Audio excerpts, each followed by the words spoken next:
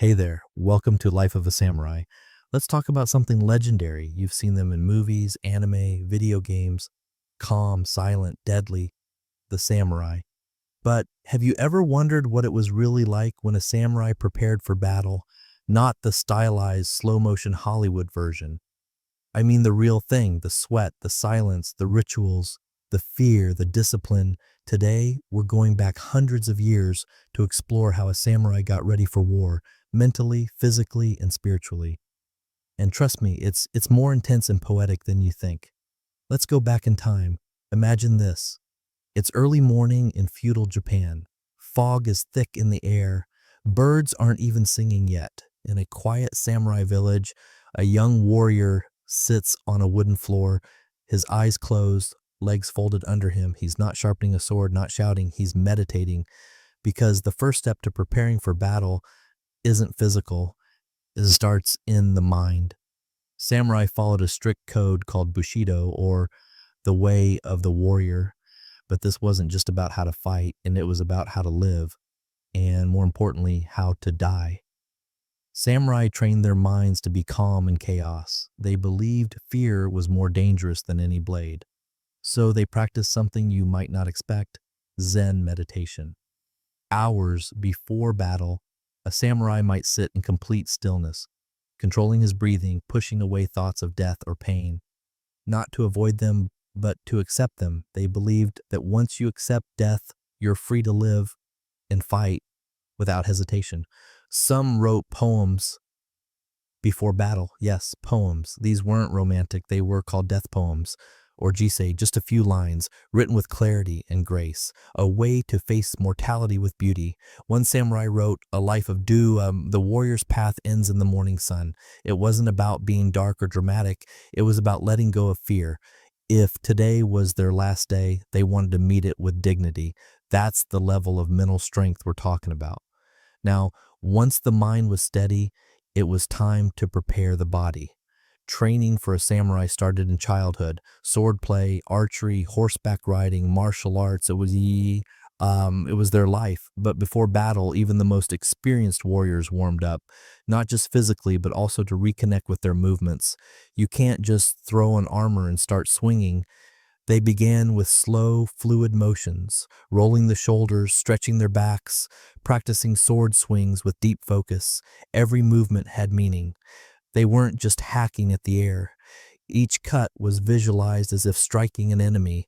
Imagine practicing the same strike over and over, not out of boredom, but out of obsession for perfection. Some practice footwork. Balance was everything. If you tripped, even for a second, that could be the end. And then came the armor. Samurai armor wasn't just functional, it was beautiful, crafted with metal plates, leather, silk cords, pieces woven together like art. But before it could protect them, they had to put it on correctly, and that took time. First came the shitage, the underrobe, then kosori, the inner clothing, then layer by layer, the armor, chest plate, arm guards, thigh protection, shin guards, all strapped tightly, but not so tight they'd restrict movement.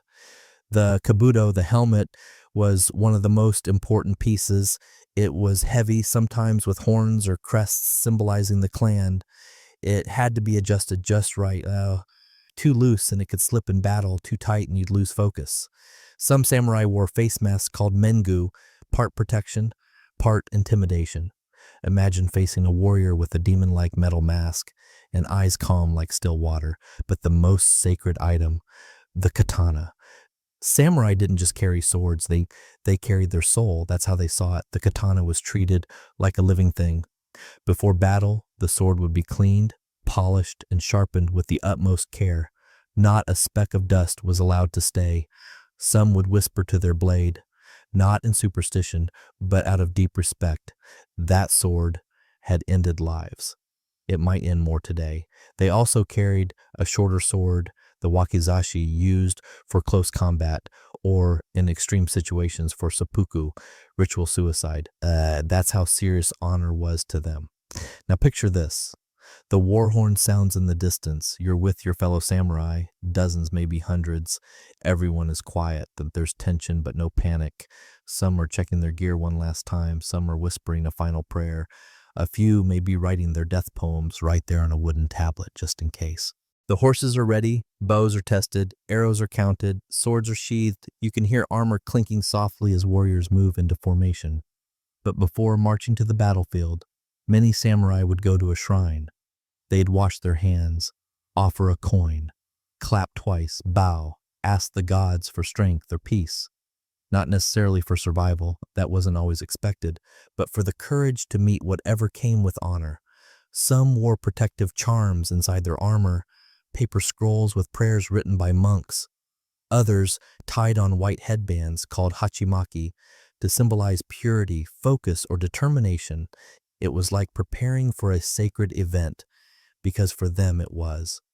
Then came the final moments. No more preparation, just stillness.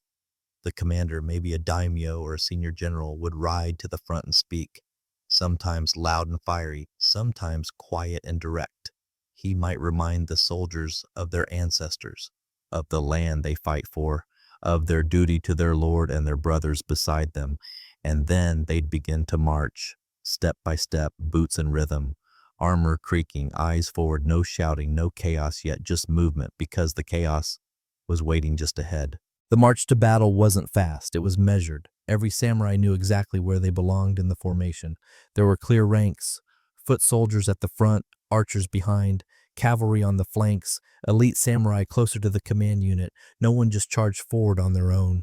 Discipline was everything. Signals were passed using flags, drums, and even conch shells. Each sound had a meaning. One beat might mean move forward, another could mean prepare for attack, and so on. And those flags you see in old prints, that's not decoration. Every samurai wore a small banner on his back called a sashimono. It showed which clan he belonged to, so commanders could identify units on the field. Imagine a sea of warriors, armor shining, banners waving, wind rising. It must have been terrifying and beautiful at the same time.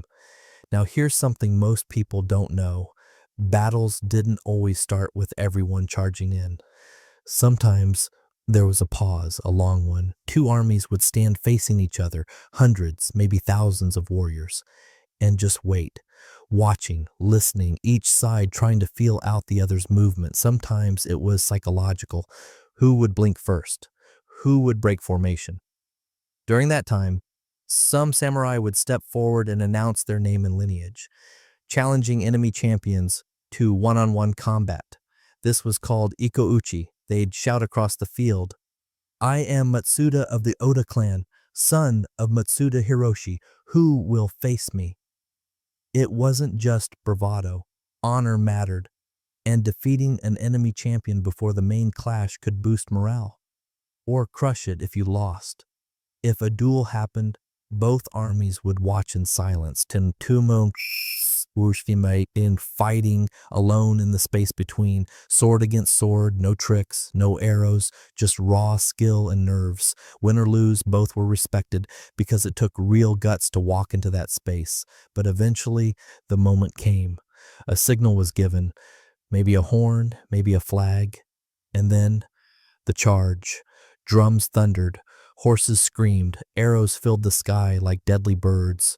Foot soldiers ran forward with spears. Samurai unsheathed their swords, their polished blades now hungry for blood. This was the moment all the preparation was for. Now let's stop here for a second. In movies, a battle looks like everyone fighting everyone in chaos, but real samurai battles were way more complex.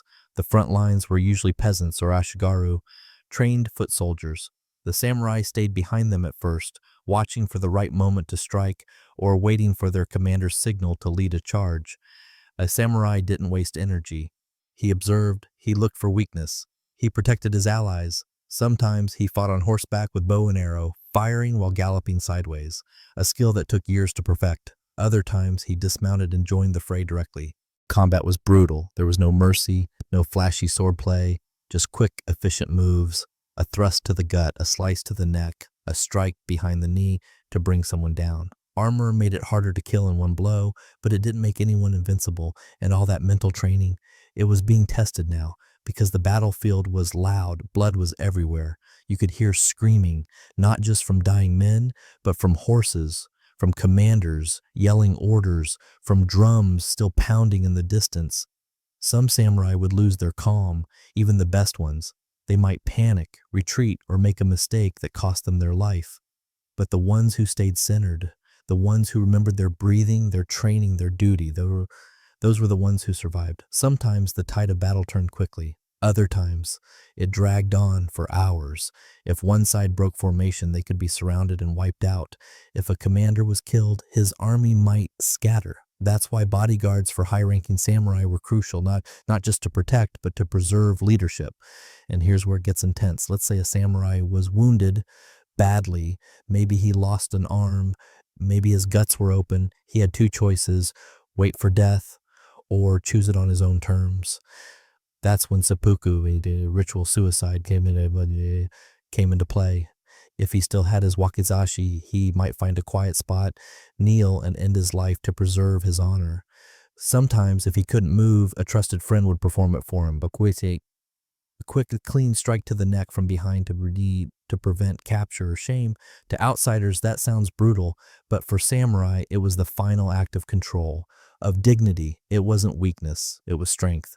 But let's rewind a bit. Not every battle ended in death. Sometimes armies would retreat. Surrender was possible, especially if the losing side was badly outnumbered or exhausted. In those cases, the defeated might live, but their honor was stained. Some daimyo would force defeated enemies to commit seppuku. Others would take them as prisoners or even recruit them. And for the samurai who survived, who stood among bodies and blood, their armor dented, their sword chipped, there was no celebration yet, because now came the aftermath. The battlefield after the clash was a different kind of silence, not peaceful, never peaceful, but heavy, thick, like the land itself was holding its breath. Smoke might still be rising from scattered fires. The grass, once green, was stained dark with blood. Broken weapons and shattered armor littered the ground. Some horses wandered without riders. The groans of the wounded carried over the wind, soft but haunting. And the samurai who were still standing, they weren't cheering. There was no loud victory cry. That wasn't the way. They were tired, covered in sweat, blood, sometimes not even their own, and completely silent. That silence was respect for those who fell, both friend and foe. But the battle wasn't over. Not really, because now came the part nobody talks about in the movies. Cleanup. The first task, tending to the wounded. Medics and monks, yes, actual monks, moved quickly across the battlefield. Samurai who were still alive but unable to move were pulled aside and treated. Wounds were bound, arrows were pulled. Some were carried off the fields entirely. Samurai didn't believe in abandoning their brothers, not if there was a chance they could be saved. If a samurai's injuries were too severe and he requested death to avoid the shame of capture or slow suffering, a fellow warrior might grant him that request. Clean, quick, with a final bow.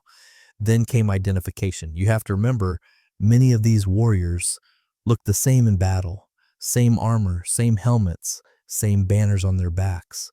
So once the dust settled, commanders needed to know who had survived, who had fallen.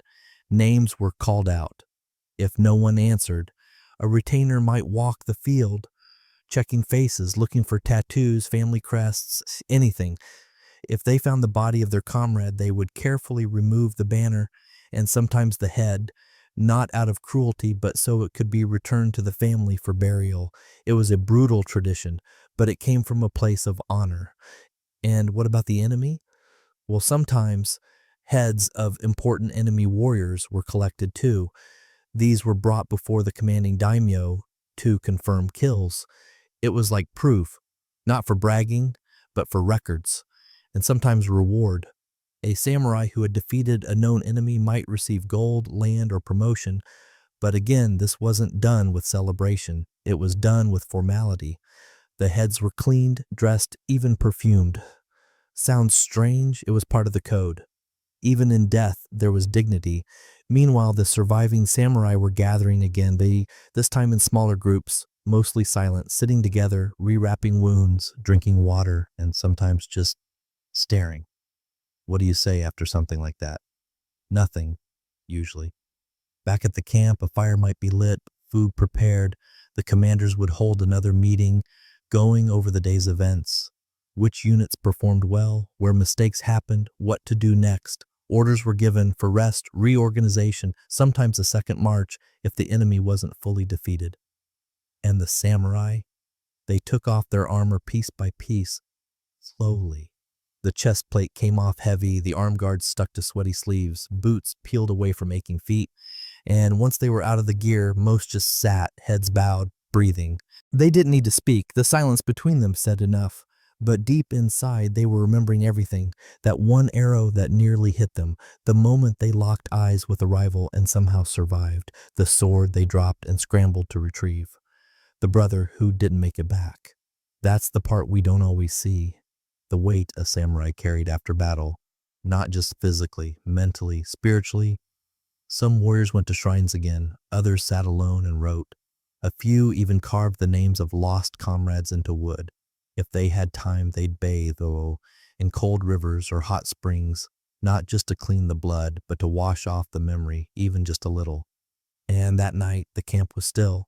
There was no loud music, no sake-fueled party. Some sang quiet chants, some whispered prayers, and some couldn't sleep at all, because tomorrow, it could happen again. And here's the thing, this wasn't a one-time event. For many samurai, this cycle, meditation, preparation, battle, aftermath, happened over and over. Some served for years, others for decades. They weren't invincible, and they weren't emotionless machines. They were human.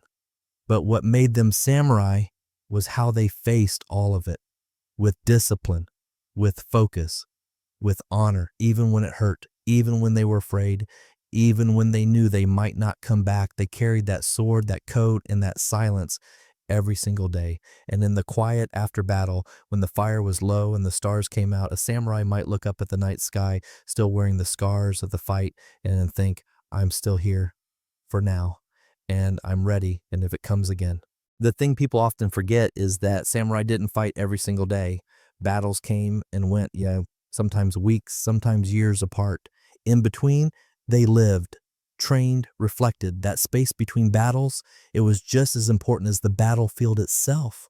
So what did a samurai do after the fighting was over, once the blood dried, the swords were cleaned, and the war drums were quiet? He returned to discipline. Samurai life didn't pause just because there was peace. In fact, peace was often harder. There was no adrenaline, no enemy to face, just routine. That's when the true test of a warrior began. Could he stay sharp without war?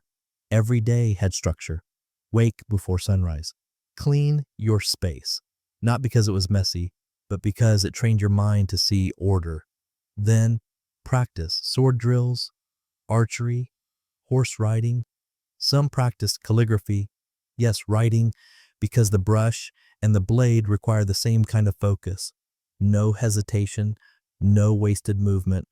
Others read poetry or studied Confucian philosophy. A real samurai wasn't just a killer. He was supposed to be a man of thought, of balance, knowing when to speak, when to stay silent, when to act. He helped train the next generation. Young boys, maybe even his own sons, would learn the same way he did, by watching, mimicking, failing, and learning. There were no shortcuts, no easy paths. A samurai in training might spend months just learning how to stand properly or how to draw his sword with the right speed and posture. It wasn't about looking cool. It was about being ready. Because in the samurai world, you never knew when war would come again, or when your lord might call you, or when an enemy might appear, even in times of peace. So even in silence, a samurai was preparing. And here's something really important. Loyalty was everything. A samurai's loyalty wasn't just to a cause or to himself. It was to his daimyo, his lord. That loyalty was unbreakable, or it was supposed to be. A true samurai would rather die than betray his master. He would follow him into exile, into war, even into disgrace. But that created conflict sometimes. What if your lord made a dishonorable decision? What if he acted without wisdom? Do you stay loyal or follow your own code? These were the hardest questions a samurai faced, and many wrestled with them privately. Because Bushido wasn't just about blind loyalty. It was also about honor, about doing what was right. But the lines were blurry. They didn't always agree. Some samurai chose death rather than break that code. Others chose Ronin, the path of the masterless samurai. Let's talk about that for a second. A Ronin was a samurai whose lord had died, been defeated, or whose service had ended dishonorably. Without a master, he wandered, sometimes alone, sometimes in groups. Some became mercenaries, others became teachers, a few fell into crime. And yet, many still follow the way of Bushido. They lived like ghosts, outcasts, but still carrying the weight of the warrior's code. Life as a Ronin was hard. No income, no status, sometimes no welcome in towns or castles. People looked at you differently, like a broken sword, but some Ronin became legends. You've probably heard of the 47 Ronin, a group of samurai whose lord was forced to commit seppuku instead of moving on. They spent over a year planning revenge. Quietly, strategically, then one night they struck, killing the man who caused their master's death. And afterward, they turned themselves in. They accepted the consequences. Every single one of them committed seppuku together, not for glory, not for money, but for honor, for loyalty. Their story became one of the most famous tales in Japanese history because it showed what samurai were really about: purpose, patience, and principle. Back to daily life. Even in peaceful times, samurai trained in other arts: tea ceremony, flower arrangement, garden design. That might surprise you, right? But these weren't hobbies. They were forms of discipline. They taught calmness, patience, balance.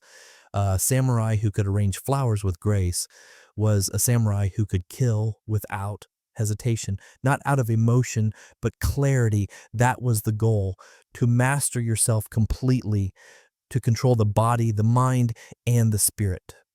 One famous samurai, Miyamoto Musashi, wrote a book called The Book of Five Rings.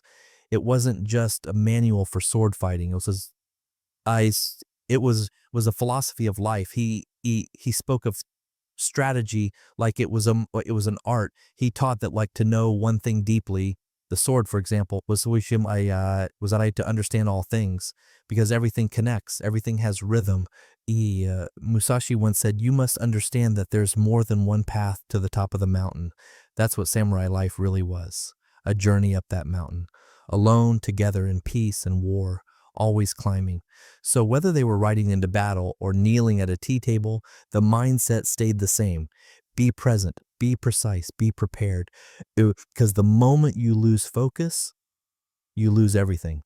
Time passed. The sword, once stained with blood, was polished clean. The armor, once dented in battle, was repaired. The banners, torn by wind and arrows, were stitched back together. On the outside, everything looked like before, but inside the samurai, everything had changed, because every battle left something behind: a memory, a scar, a question. And the strongest samurai weren't just the ones who survived. They were the ones who learned. Learned what? That death could come fast. That control was everything. That pride had to be balanced with wisdom. That fear was real, but could be mastered. See, being a samurai wasn't about never being afraid. It was about walking through fear, holding your sword steady even when your hands trembled, speaking with clarity even when your heart pounded, bowing not just out of habit but out of deep, sincere respect for others, for your Lord, for yourself, and that respect extended to life itself. You see, for the samurai, life and death weren't opposites. They were partners, two sides of the same path. The true warrior had to be ready for death at any moment, but he also had to live fully, with purpose, with strength, with awareness. That's why every moment mattered. Drinking tea, it wasn't just tea, it was a ritual in stillness. Practicing a sword draw, it wasn't just about speed, it was about being present. Walking through a garden, that was a lesson in harmony and balance, in seeing how even the smallest pebble had its place. And this way of life, this Bushido, didn't end when the samurai got old. In fact, age was honored. An elder samurai might no longer ride into battle, but his wisdom carried the same weight as 1,000 swords. Young warriors sat with him, listened, learned not just how to fight, but how to be, how to walk through life with dignity, how to choose action over impulse, how to know when to raise your blade and when to lower it. Because sometimes the hardest thing for a samurai wasn't to kill, but to forgive, or to stand down, or to accept loss without falling into anger. That kind of strength doesn't come from muscle. It comes from character. Let's bring this all back for a moment. You started this journey wondering, how did samurai prepare for battle? We talked about the training, the armor, the sword, the code, the battlefield, the aftermath. But the real answer? They prepared by preparing themselves every single day. The samurai didn't wait for war to arrive. He lived ready, not in fear, but in clarity, not in panic, but in but in calm. And that's the part that still inspires people centuries later. It's not about swords or duels or legends. It's about the mindset. You don't have to carry a katana to live like a samurai. You just have to ask yourself, are you disciplined when no one's watching? Do you train your mind as much as your body? Do you act with intention? Do you keep your word? Do you protect those you love? Because that's the samurai way. Not glory, not revenge, not fame. Discipline, purpose, honor. So the next time you feel, overwhelmed or lost or stuck, remember the samurai, Eddie, alone in his room at dawn, wrapping his armor one strap at a time, knowing today could be his last, and still stepping forward with calm and courage. That's real strength. And in that sense, the spirit of the samurai is still alive.